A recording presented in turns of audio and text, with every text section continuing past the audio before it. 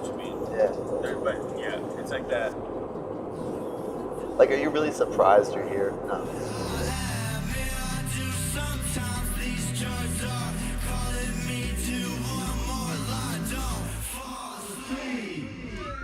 This is the song they play when I crashed into the wall. This is the girl I told that we could have it all, yeah.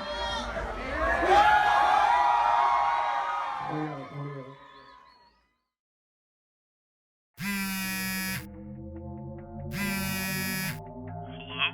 Hey man, what happened? You were supposed to upload that Peep video today. Oh, yeah, you're right. I'm just finishing up the last part right now and I'll upload it as soon as I'm done.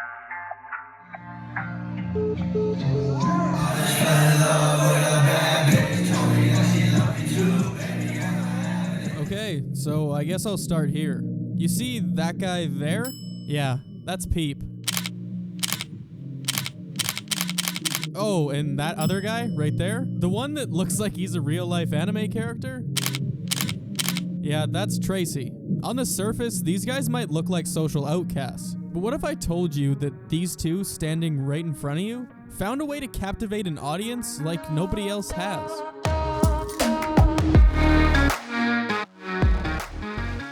And what if I told you that those exact same guys found a way to take over the underground world of music and created a cult following that ran so fucking deep, they had fans copying their face tattoos just to try and mimic the unique style that these two brought to the table?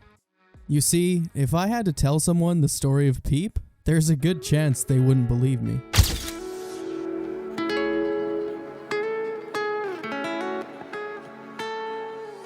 November 1st, 1990, Gustav R. was welcomed into the world in Allentown, Pennsylvania. Although being born in Allentown, Gus spent the majority of his young life in Long Island, New York, better known to Peep as the shittiest fucking suburb ever. Being an introvert and struggling to identify with everything and everyone around you can create quite the illusion of disassociation. Most kids within the same area as Peep had found themselves an identity that lied within athleticism, as sports like lacrosse and hockey played big roles in the area. But with a burning passion for creativity, Gus from a young age loved to express himself through dance. And that's something that led him to enroll in ballet classes. But ballet was something that ended up being extremely short-lived, as Gus had begun to get roasted by the girls in his class for being the only boy to enroll, leading him to eventually just drop out. He found an interest in things like drawing, writing short stories, and he even tried his hand at playing guitar. Self-characterized as reclusive, Peep has previously spoken in interviews saying that he spent the majority of his young life isolated alone in his bedroom. And this behavior was something that would only go on to get worse, not better. As he was already dealing with his own trials and tribulations of self-discovery, Peep's parents had a falling out that ultimately led to his father leaving the family home.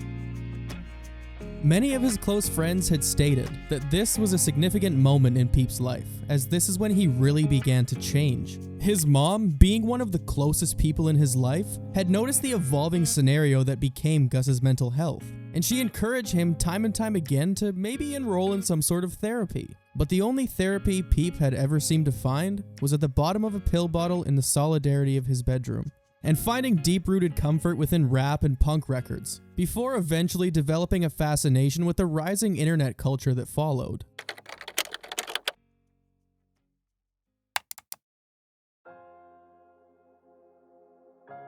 With his father slowly vanishing from his life, Peep had begun to grow extremely close with his grandfather, and he became the new man in his life. His grandfather was someone who always appreciated and respected his artistic nature. The bond that formed between these two was a major inspirational foundation that had uplifted Peep's success. And with this sturdy foundation set in place, Peep looked further for more inspirational flares, and he began to take note of the come-ups of so many solo acts who had paved their own way through the use of nothing but SoundCloud and the internet. something that eventually led him to experiment and find a unique style and sound. With this deep fire burning within, Peep took the unorthodox route of forcing himself to stay motivated. And whether listening to some podcasts or maybe turning to a self-help book, Peep took it upon himself to get a broken heart tattoo inked on his face at just 17 years old. In his mind, this was his way of allowing himself permission to become who he truly wanted to be. As a face tattoo at just 17 years old meant that he probably wouldn't fit in at the post office anymore. But before he would even graduate high school, Peep packed his bags and took a leap of faith for his career.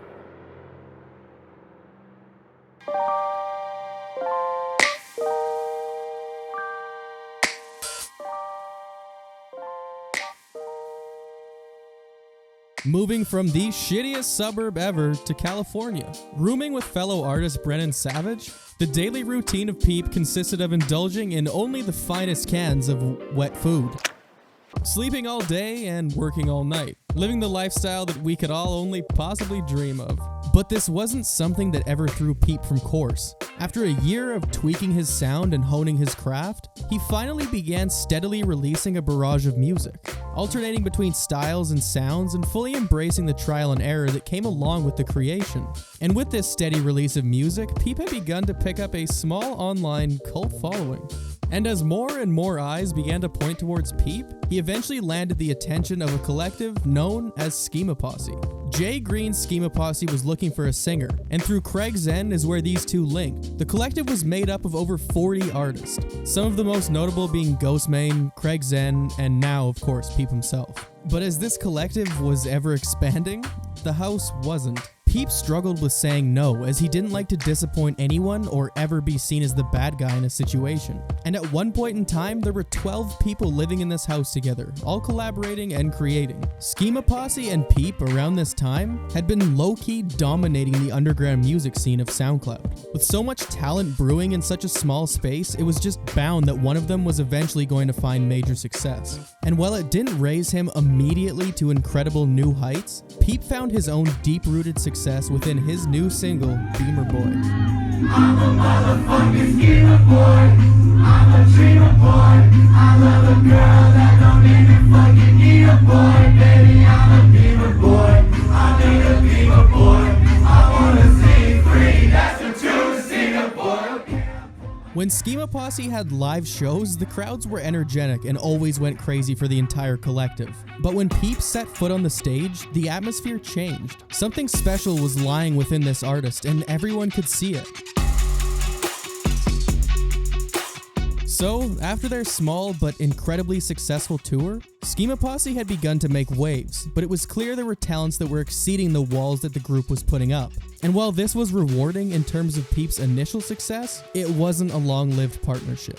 As on September 16th, 2016, Peep had announced that he was officially GBC, and that's where Peep would form the infamous bond with his friend, Lil Tracy.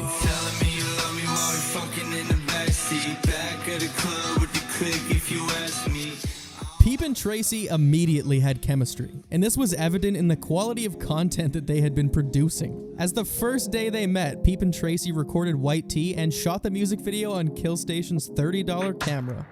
And from this point forward, it would become weird to see Peep without Tracy and vice versa. The two had their own unique sound and style. But when collaborating, the opposing sounds complemented each other and brought out the best within both artists. And I don't think anyone would disagree with me when I say that GothBoiClique was a clear turning point in Peep's career. As Gus had gone from an introverted kid with little to no close relationships, to now finding himself within a new collective that he was emotionally invested in. I'm gonna take that when you leave. Wicca, do you think you're pretty? Yes. Yeah, I do. Fuck yeah, you should. Fuck be. yes. Of course. I do. Beautiful man. I do. Scraping together what income they did have, Peep and the GBC crew packed it up and moved into a loft located right on the corner of Skid Row in LA. This place was far from perfect, but to the crew, it was exactly what they needed. No noise complaints, so it gave them the freedom to make as much noise as they could. Being raised by the internet in an atmosphere where artists are heavily reliant on being self-driven and more DIY than ever before, Peep and other members of GothBoiClique recorded a large majority of their vocals into an $800 microphone. But this microphone was plugged into Peep's 2012 MacBook that heavily relied on the almighty GarageBand to enrich their unique sound. But this wasn't something that stopped any of the artists, as Peep went on to sell out every single show in his first tour. No label, no PR, and without ever having a real massive hit to his name yet. In an oversaturated, distasteful market that SoundCloud was becoming, where everyone had just been stealing each other's sounds and essentially making the exact same song 500 different ways, Peep and GothBoiClique had managed to cut through the net, bringing a unique and fresh rendition of the once overlooked pop-punk sound. These artists were incredibly persistent in their efforts to break out, and this was something that attracted fans, as the rate at which they would release music, projects, singles, features, snippets.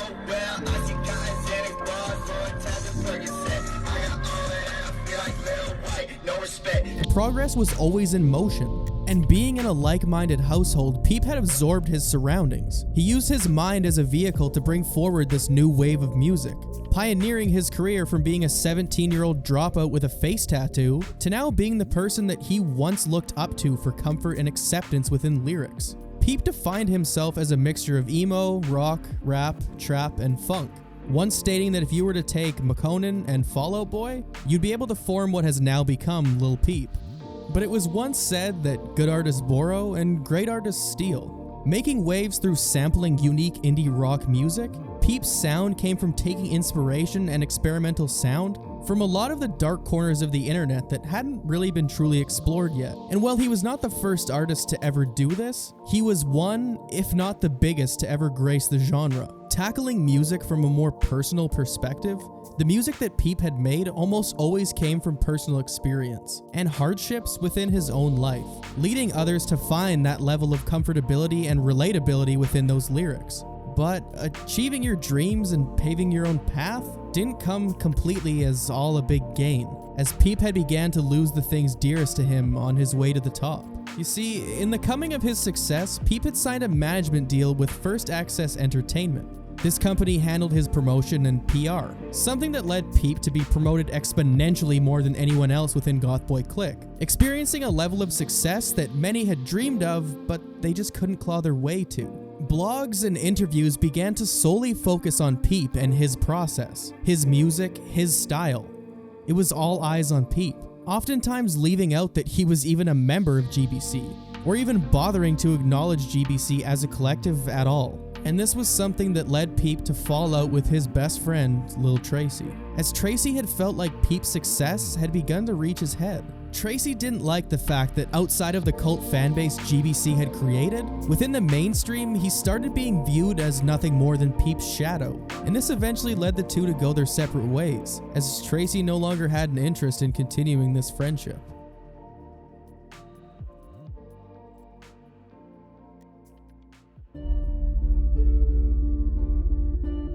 On February 16th, 2017, Peep had let loose a barrage of depressing subtweets regarding this scenario. Thanks. I suffer from depression pretty bad, and yeah, I mean, that just like a lot of things like pile on top of each other and just kind of like fuck with me.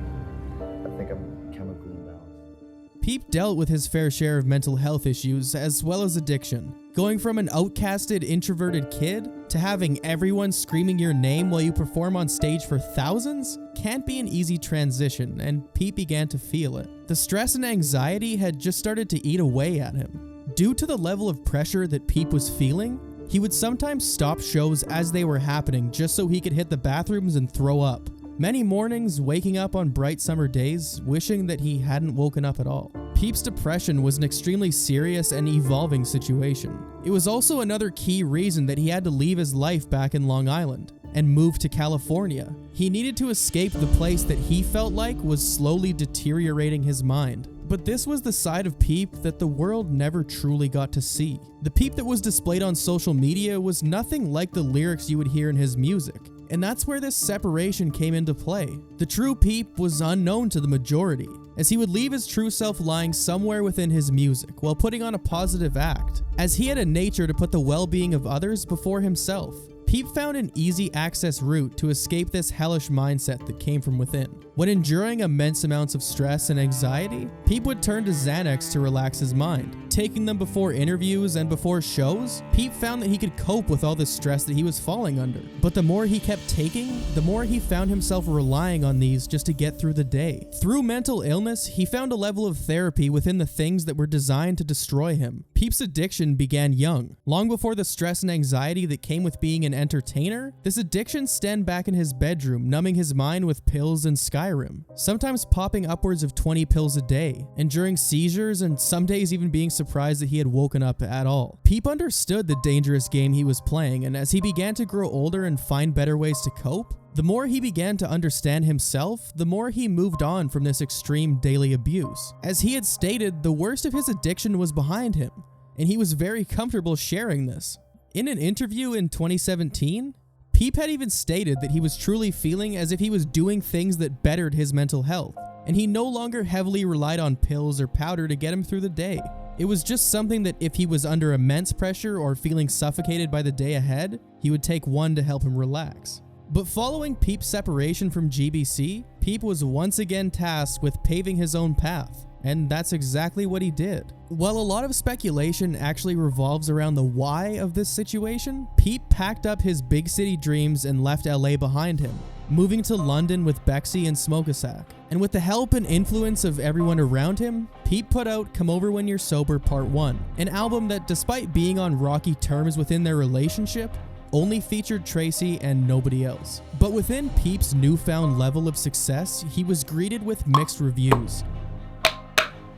It's not good. Lil Peep is as most people chose to overlook his abilities and immense talent, and chose to judge solely based off his looks alone and the stigma surrounding the SoundCloud culture that he arose from. Sometimes having his worst critics be the ones who have never even heard a single one of his songs. The fame started to grow exponentially, and this was something that led Peep to some very dark places. But with serious money rolling in and a new management deal, Peep had commitments that he had to uphold. On October 2nd, Peep set out on the Come Over When You're Sober tour. This was a tour that was made up of 31 shows. And at the beginning of this tour, Peep seemed to be in great spirits, frequently posting positive messages and appearing on Instagram to be quite happy with where he was at and how his career was evolving at that point. But as the weeks began to pass, there was a clear difference that you could just see. The days became more gloomy. Peep's head seemed to have become fogged. It was evident that the pressure was taking a massive toll on the artist. And to someone who wasn't there, I don't think we'll ever truly know what was going on in Peep's head. But it wasn't news to anyone that he vocalized the nervousness and depression that seemed to overtake him at random times. Peep had also never toured for this amount of time before, and many times in interviews had reached out to say that the pressure that came along with performing was too much to handle even on good days. And while on tour on November 1st, Peep celebrated his 21st birthday. And although it was supposed to be a celebration, it didn't seem like something Peep had the energy to get into. But as this tour was coming to an end, the light at the end of the tunnel was near. And with only 2 more shows left to conquer, Peep set out and pushed forward throughout these last 2 shows. And he made it. Peep had realized that he stretched himself too thin, and moving forward with a good management team set in place, things had finally come to fruition. Peep made it back home to his family and was able to celebrate his massive success and newfound stardom that stretched globally. Peep had mended the broken bridges with Tracy, as these two had planned for another mixtape to be released just months from now. I need an ambulance. Peep had now proven that he was more than just a face-tattooed kid with an ability to make music in his basement, but that he was a generational talent with a unique mindset and an ability to express emotion in his own unique art form like nobody had ever seen before. But sometimes the reality of things often disappoints us.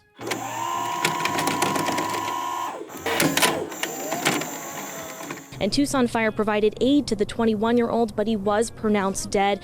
Tragedy in the music world. Lil Peep, a rapper who was up and coming, he's only 21 years old, but was very popular. As sometimes I find my mind wondering about that last show, had things played out differently. Peep was gone. 'Cause you're fading out. We've been here before. Tell me again, just tell me again and I'll make it right. Don't go through that door. The news came in and it seemed surreal. I had just seen the music videos he was constantly releasing. He was just right there. And that's when it began to sink in. You see, Peep had gone from an introverted, depressed kid with no real goals or aspirations to becoming the person that he had always wanted to be. The emotion he could convey within his music could lift up those same kids and give them a reason to continue on. Peep's energy has carried a countless number of people through some of the darkest phases of their lives, and it started to become apparent to me that just because Peep was gone, it didn't mean that the essence of Peep was really gone, as what he had done and the community he had cultivated would live on. These lyrics etched in stone, these pieces of art, the gifts that Peep left behind. These are the things that we often overlook in our daily lives, the little things. It's not the future or the past that matter, it's how we convey ourselves in the moment. And that was something that Peep had made me realize. Appreciation for these moments, because at the end of the day, they're all we have. My sweet little Peeper is gone now, but he has surely left us a lot of wonderful material to review and consider. He has left me with new people to know. I am so proud of him. You have no idea. Put